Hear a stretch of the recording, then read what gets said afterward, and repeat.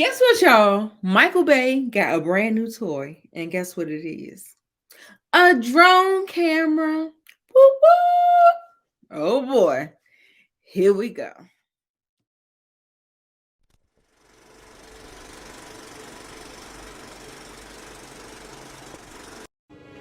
It's showtime.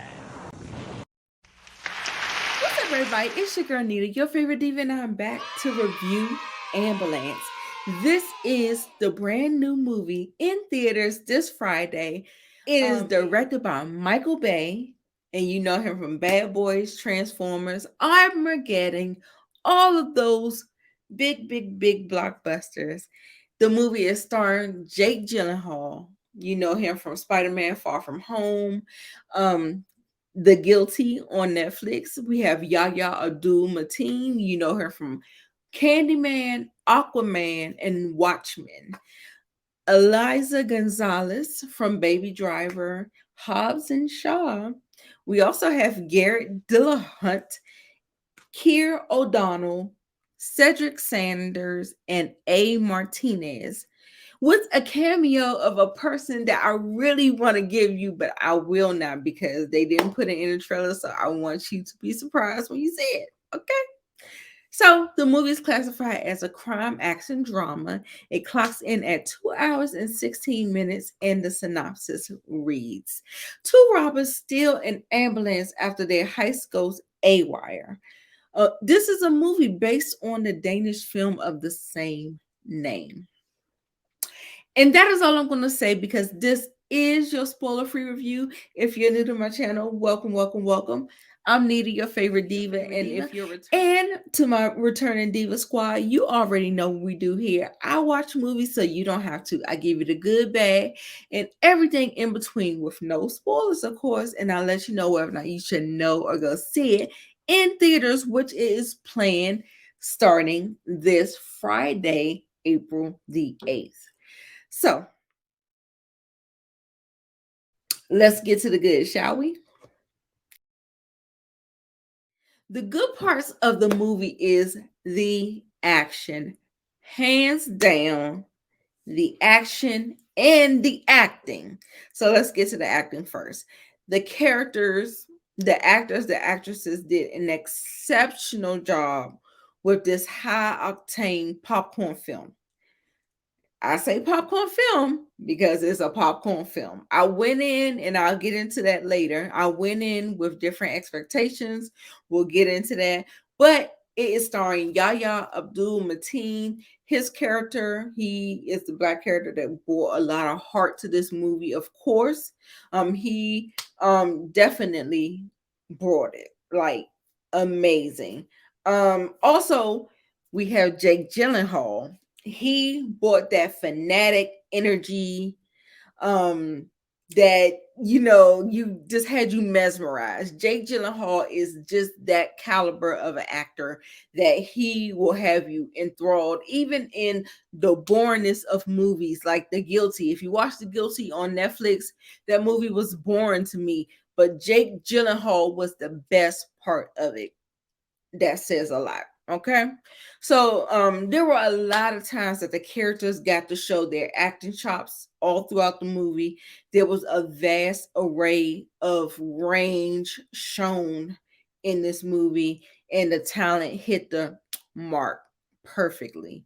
Another actor that I really enjoyed was Garrett Dillahunt. He played Captain Monroe, and he interjected a lot of humor and character for the policemen, because we have the heist people, we have the police, we have the FBI, we have all of the different stakeholders in this whole movie. So yes, the cops had a great character in Captain Monroe, and Garrett Dillahunt did an excellent job portraying him. He had this little bit that happened, and it kind of reminded me of Turner and Hooch, and so it was cute, nostalgic, that kind of made me feel like a little I liked it.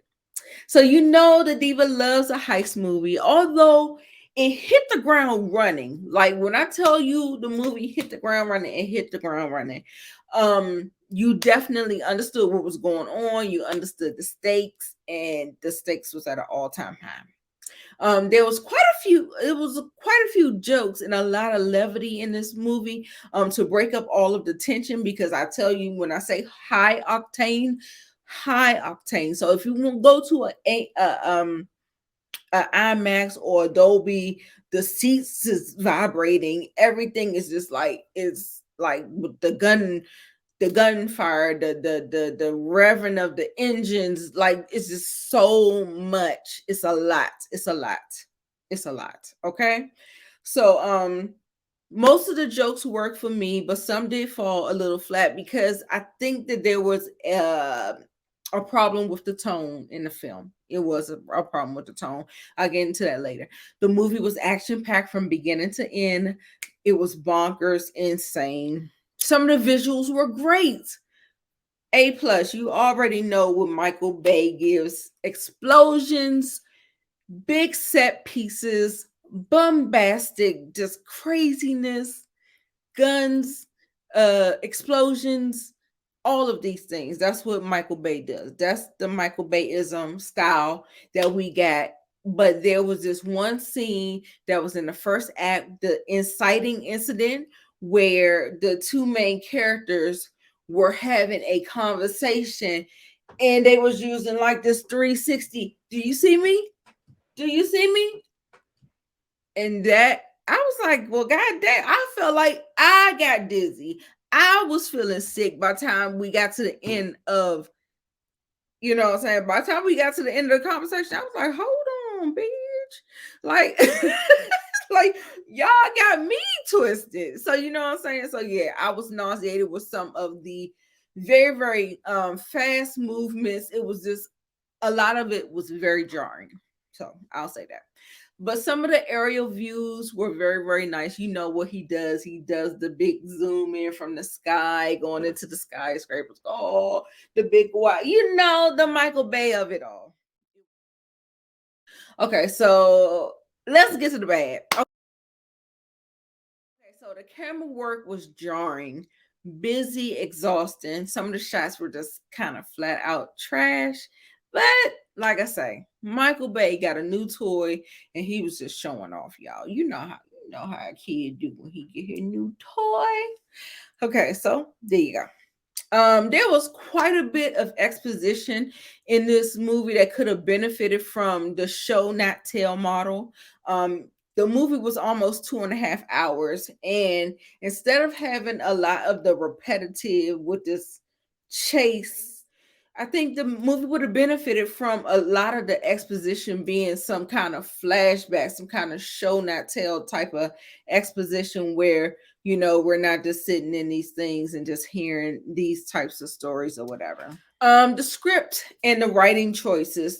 The script is fine. Like on paper, it's great. However, there are some instances that is in this movie that makes it so ridiculous. Like I said, I compare it to Moonfall, but I feel like with something grounded, like being in a bank heist, bank robbery, I feel like we can be more grounded. Like this felt so much more in scope, like San Andreas, like, you know, the Rock movies. You know what I'm saying? It was like so crazy that it just wasn't real, but it had the potential to be real, but it went that way.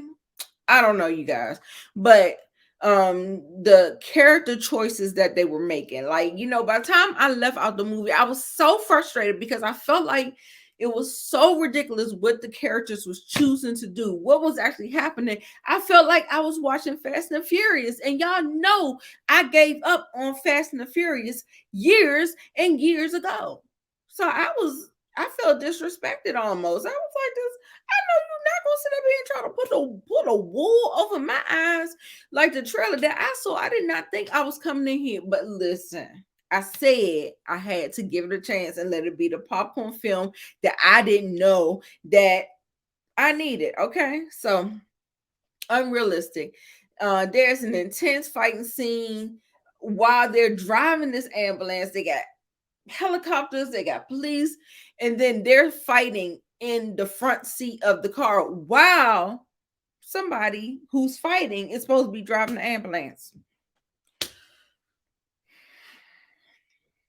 Listen, there's more of that, and it was something about something that happened, surgery that happened in the ambulance that absolutely I wanted to scream. It was just unrealistic. The character choices, all of the direction about what happened in the script. I said, Diva. This is a popcorn blockbuster summer movie. So I had to take all of what I was expecting down and just understand that I just got entertained by something that was just unthinkable and just crazy. So I didn't care for the ending either because of what happened during the movie. Like when we got to the ending, I'm looking at like, I know you lying. I know you lying.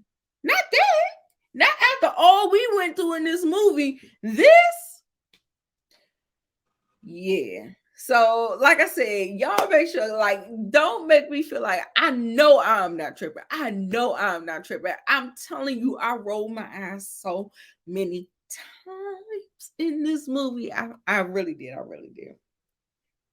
But because I was entertained from beginning to end, I'm not going to take that away from the movie due to the ridiculousness of this movie.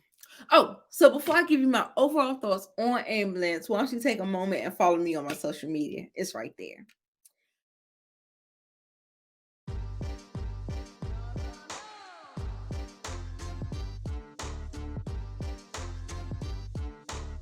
So my overall thoughts on Ambulance, based on the trailers, I felt like I was going to get a kind of serious movie, heist movie, similar to The Town. Instead, I feel like the trailers lied to me. But Jake Gyllenhaal, Yahya, Abdul-Mateen, and Eiza González were the best parts of the movie. They did an exceptional and outstanding job, and they actually elevated the material that they were given.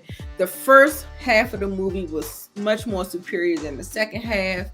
The second half went off the rails, but it was a good popcorn flick to check out all in all. But don't take it too super serious because the tone is definitely off in this. So set your expectations for a high-octane summer heist movie that goes off the rails closer to the end. And I give Ambulance 3 out of 5 stars and say go see it or go stream it. It is in theaters Friday, April the 8th. Oh, you can stream it maybe 30 to 45 days later on some type of digital format. You will be entertained. It's another movie that kind of gave me this similar feeling to that was Moonfall. I have a review for Moonfall if you want to see that came out earlier this year with Halle Berry. Okay, so for my Diva recommendations, I have Logan Lucky, I have The Town, and Army of the Dead. Yes. So that concludes my review of Ambulance. As always, I'm Nita, your favorite diva. Make sure you let me know, what is your favorite heist movie? What's your favorite heist movie? Don't put Heat, because we all know Heat is at the top and put it in the thing. Other than Heat, what are some of your favorite heist movies? Put it down in the comments. But anyway, make sure you like, comment, and subscribe to the channel. Again, I'm Nita, your favorite diva, and you make sure you come back. Bye.